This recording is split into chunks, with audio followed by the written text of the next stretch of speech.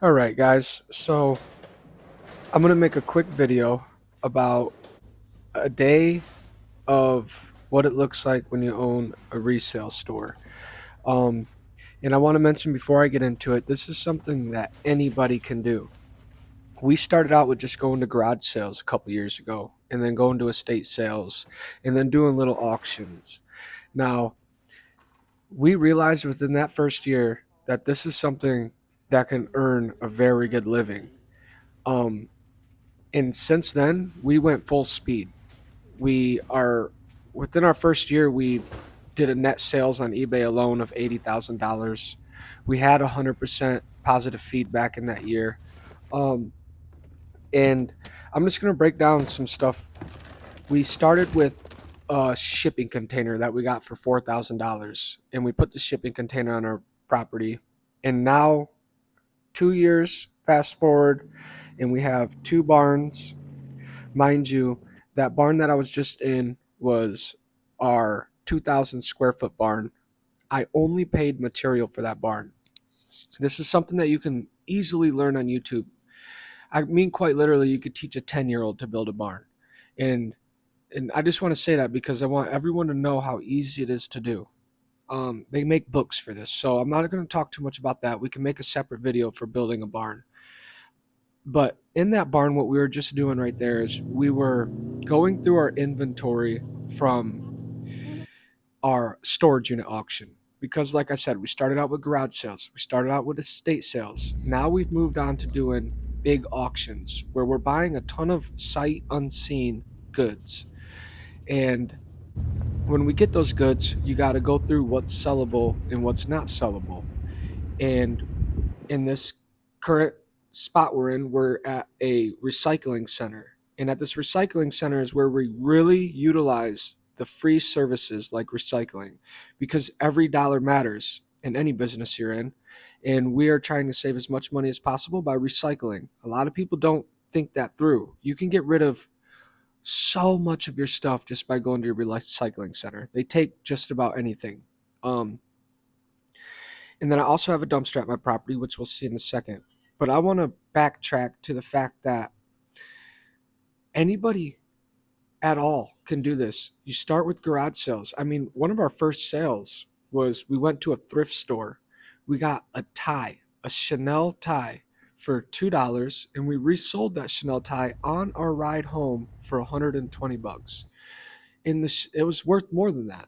Um, but that's just an example. And these are little examples when you make those type of sales that you're like, I just made more doing this today than I would have made 3 days at work, you know? So, and we've had a lot bigger sales. But so right now, we're just going through in the video, we're just going through more and more stuff. And I've already organized what I wanted to keep and what I wanted to remove. You're going to end up throwing away tons of stuff, especially once you accumulate a lot of stuff versus the space that you have, right? And at this point, now we have a brick and mortar store because we've accumulated so much stuff that we said we had to do it. That guy working with me right now, I'm the run in the red, and then I have my buddy who works for me, and he is 1099, so I pay him not W-2, 1099, and he's a great helper. I wouldn't have a helper because you don't want to pay anyone to work for you. But my girlfriend's at the store now since we have that store. So I don't really have a choice. I got to have a helping hand. And we're just finishing up clearing up the barn because the most important part about this entire reselling gig is having a good workspace. Like I said, I can make a separate video on me building this barn. I actually recorded the entire process. At first, I was scared about it. Then I called a couple buddies who knew how to build barns. And then I'm like, dude, I'm about to build 3 more barns. They're not expensive to build. All right. And so we're loading it up. We're going to take that over to the recycling center. And now we got everything loaded. On to the next step, which will be taking everything that wasn't recyclable and putting that in my dumpster.